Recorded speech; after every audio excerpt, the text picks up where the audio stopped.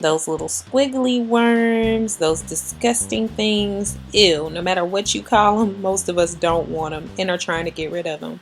So I'm hoping that today's remedies will help you find a way to cope with yours and also lighten the appearance of your stretch marks. So I use my baking soda paste from everything to my teeth, to my face, to my body. So I'm going to show you how to make the paste and how simple it is. Take about a half a cup to a full cup of baking soda based on how much paste you'll need. Water, usually a half a cup will do. Go ahead and put that into your little container and mix that in with the water. I usually start with the baking soda first because it's heavy and it's going to settle anyway, and it's going to be better in creating your paste. After that, I utilize a fork to mix it. Why a fork? Because it helps you get the paste as fine as possible and as mixed as possible. If needed, add in more baking soda. I usually overestimate my water, so I usually have to get a little bit more baking soda. Remember, the chunkier your paste, the better it will stick. And that's what it should look like when you're done. You can apply this paste to the affected area on your body, rubbing in a circular motion. Really simple, right? If it gets a little dry, just add a little water to your hands and that'll help it glide a little bit better. But it should feel just a little bit rough, but not too rough to where it's tearing your skin or causing open abrasions. Just continue to rub that on. And you can also try with rubbing the skin upward. I also reach for my Clarisonic Araya, which I use to move the skin in a circular motion. This is called body brushing. You can do this in the bathtub, you can do it in the shower, and you can do it with a mere baby brush. You don't have to have a Clarisonic to do this. Just rub the body upward and it works magically.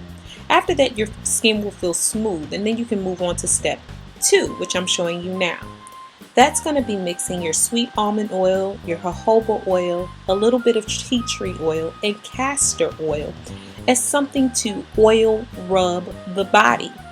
Now, some people just call it applying oil, but after you've done all this exfoliating and moving things around, I like to call it an oil rub, and so do many people when you do a little research on it. I like to do equal parts of each oil for the rub. So first, I start with my sweet almond oil. You don't have to be too scientific with this, just make sure that you're doing about equal parts of each oil. Then I move into the castor oil. Castor oil is very thick, so be wary when you're pouring it in because it can actually look like just a little is coming out, but because it's so thick, it ends up being even more than what you bargained for. So just be careful with that one. Next, I move on to my jojoba oil. Now we all know that there's several healing properties to jojoba oil, and it's most like the oil that the skin and the hair produce anyway. So I put that in there as well. I then end with just a little bit of tea tree oil. You do not need much at all. First of all, tea tree oil can burn if you have too much, so just a little should do. So then I take water that's been heated. Don't put this into boiling water. Just water that's been heated, and let the bottle sit in there just to warm. Don't use the microwave because it eliminates the nutrients from your oil mixture. Also, I just put a little bit of coating on my fingers and dab that onto the affected area of the body and rub the skin in a circular motion and then upward. Why am I rubbing upward? Because that helps to tighten the skin. When you rub down, you're actually pulling against the skin's elasticity, and that's the last thing you want, especially when you're trying to eliminate stretch marks. So after that, your skin feels pretty soft, and this is a simple thing to do at home. Now, other than laser resurfacing, exfoliation, microdermabrasion, creams and lotions, chemical peels, surgery, all of those things we all know about that are out there to help with this whole getting rid of stretch marks, there are several home remedies that are out there that I'm sure you all can utilize. Number 1 is, you guessed it, water. Water is amazing. Drinking 8 to 10 glasses of water hydrates your skin from the inside out, which is the best hydration you can ever ask for. Next is aloe vera. Aloe vera gel is awesome. It can be found in stores or you can make it yourself or get it from an aloe plant. This is wonderful for tightening the skin and the overall elasticity of the skin. Also, sugar rubs. Sugar rubs are awesome because they are good for exfoliating. Add 1 teaspoon of raw sugar, a little bit of almond oil, and a few lemon juice drops, and this will help your skin through exfoliating at home. And it's simple and it's cheap. The next thing is lemon juice. We know that lemon juice has several healing properties, but it is amazing for removal of scars and scarred tissue.